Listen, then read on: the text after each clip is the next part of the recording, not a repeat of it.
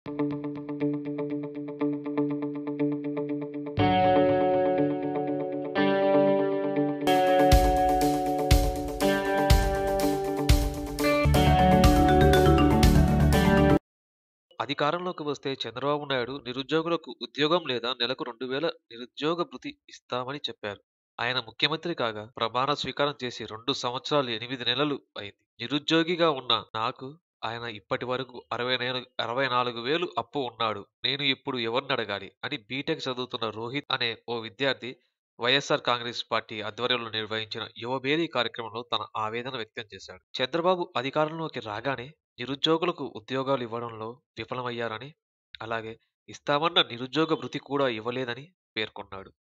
Degree పూర్తి చేసిన ప్రతి నిరుద్యోగికి నెలకు 2000 నిరుద్యోగ భృతి ఇస్తామని చంద్రబాబు చెప్పారని, అలా నెలకు 2000 చొప్పున 64,000 అప్పు ఉన్నాడని రోహిత్ చెప్పాడు. ఏపీ రాజధాని అమరావతి శంకుస్థాపన కోసం చంద్రబాబు గారు 300 కోట్లు ఖర్చు పెట్టారని, ఆ డబ్బు విద్యార్థుల కోసం ఖర్చు పెట్టి ఉంటే 30,000 కుటుంబాలు బాగుపడేవన్నాడు.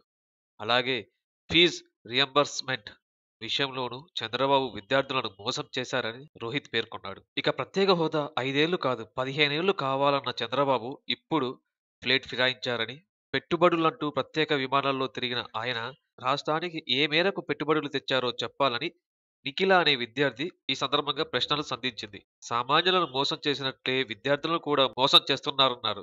సింగపూర్‌కు చంద్రబాబు ఉన్న సంబంధం ఏంటో చెప్పాలని డిమాండ్ చేసింది నిఖిల. ఫ్రెండ్స్, ఈ వీడియో మీకు నచ్చినట్లయితే షేర్ చేయండి. అలాగే సబ్స్క్రైబ్ చేయడం మాత్రం మర్చిపోకండి.